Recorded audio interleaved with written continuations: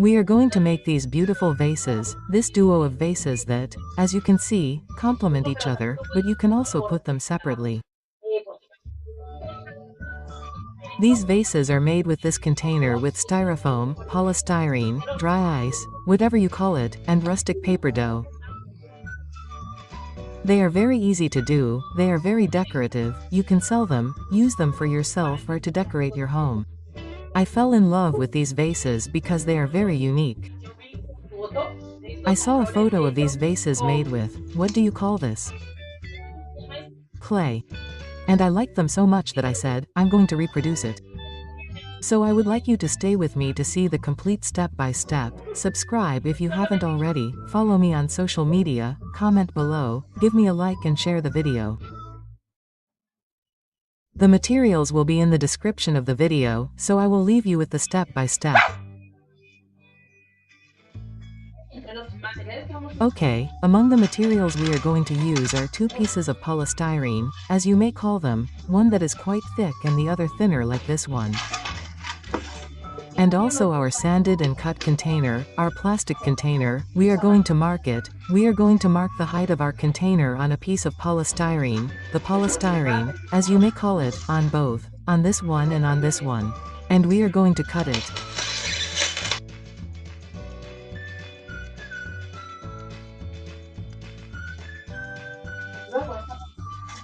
Then this part here we are going to reduce the top a little and we are going to leave the bottom a little higher, but we are going to try to make it round.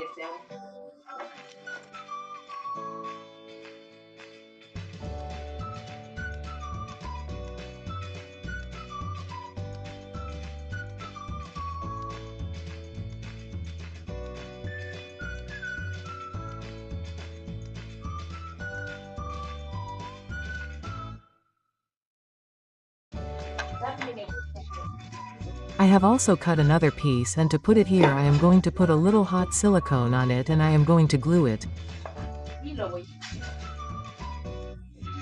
Then I am going to continue cutting this part here so that everything is level. I want to send a big hug and kiss to Maria Rosalvo Olvera Coronet. She is from Guanajuato, Mexico. Olga Durazno from Uruguay, Melina Oido, Raquel Alvarez, Luisa Santos, Wendy Jimenez from the Dominican Republic, Mercedes Peña, Chaito La Torre, Janet Rocha and Sandra Barora. A kiss to all of them and a big hug with a squeeze.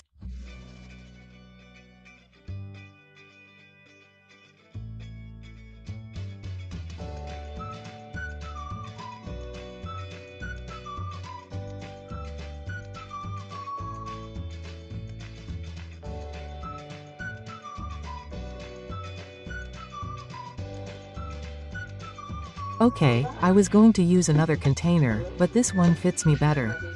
So what I'm going to do is cut this container to the same size as what I have here.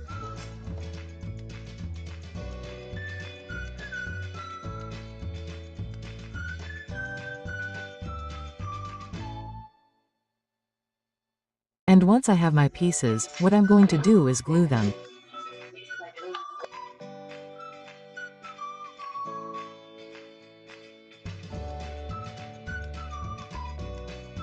So I wanted to show you this.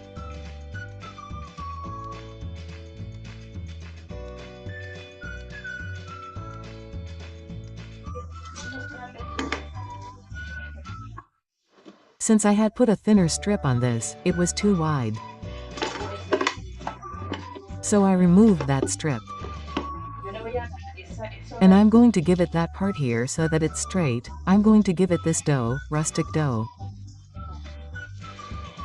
And this dough is made with homemade paste. So what we're going to do is put some on all of this and then place the rustic dough on it.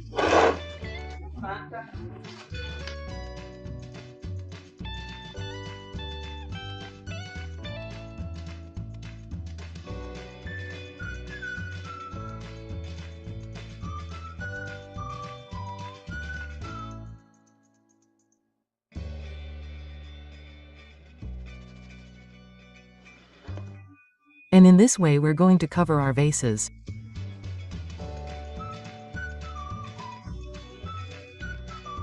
And now I'm going to finish, although this has already dried, I'm going to finish putting dough on top of this, all along this edge, and on this one below. So, when it's up here, that's when I'm going to put this one underneath.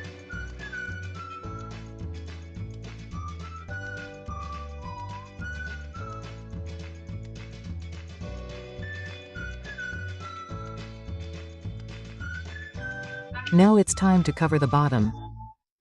You know, we put pure glue and then we finish putting the rustic dough on all of this.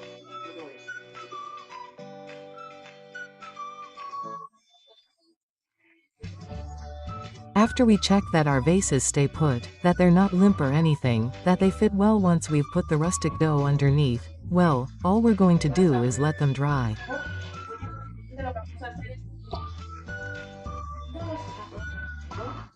Once the vases are dry, so that they don't look so simple, with this mold that you see here in paper dough, do you see how it's coming out? What I did was put this in the microwave for about 10 seconds to defrost it, and they're like this hard. As you can see, it's not dry, but it's not white either. So, what I'm going to do is glue this decoration on to these vases. I'm going to put pure glue on the back and then I'm going to glue it.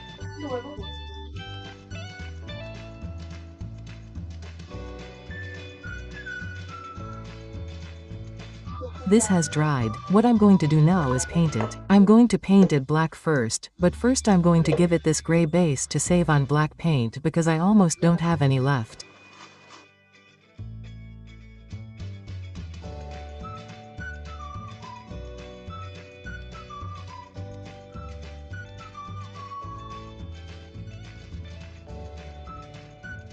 Here I have my vases, and now what I'm going to do is paint. I'm going to start by painting with this indigenous red. I'm going to dry brush it, but I'm going to mix them because, for example, it's not going to be a single tone, but several. So, for example, if I apply indigenous red here, on this side, I want the indigenous red to remain on both.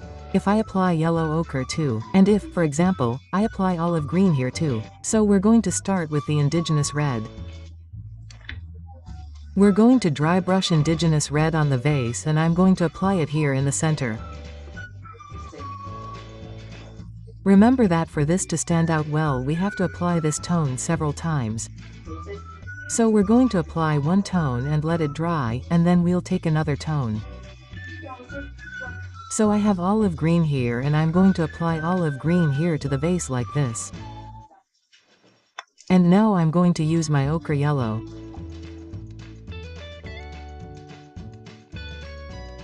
Now I'm going to apply all the tones again.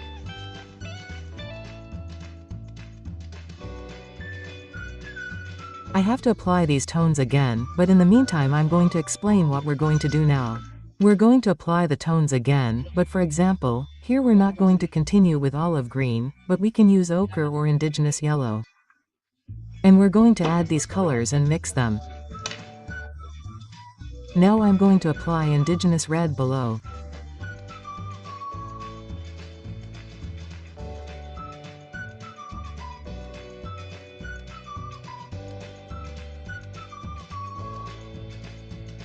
I changed the yellow because it was too watered down and it wasn't very good for dry brushing. So, I've taken this yellow, which is a little lighter.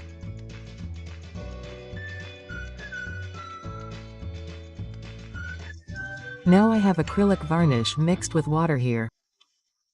And what I'm going to do is apply a coat of this mixture to both of my pieces. Here I have a homemade patina, which I made from green and white. So, what I'm going to do is apply this patina once the acrylic varnish has dried. Well, if you want, you can leave this patina on for a while to work. Because this is a very rustic piece, I don't want it to penetrate too much. What I'm going to do is remove it. We're going to apply this patina to tone down the colors a lot, to tone down the difference between them so much that you can't see the difference between them as much.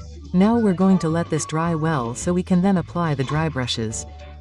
In other words, we're going to leave it for at least 24 hours, so that this dries well, because it was wax and it takes a long time to dry. My vases have already dried, and now what I'm going to do, a day has gone by, and now what I'm going to do is dry brush them with this tone, which is gold.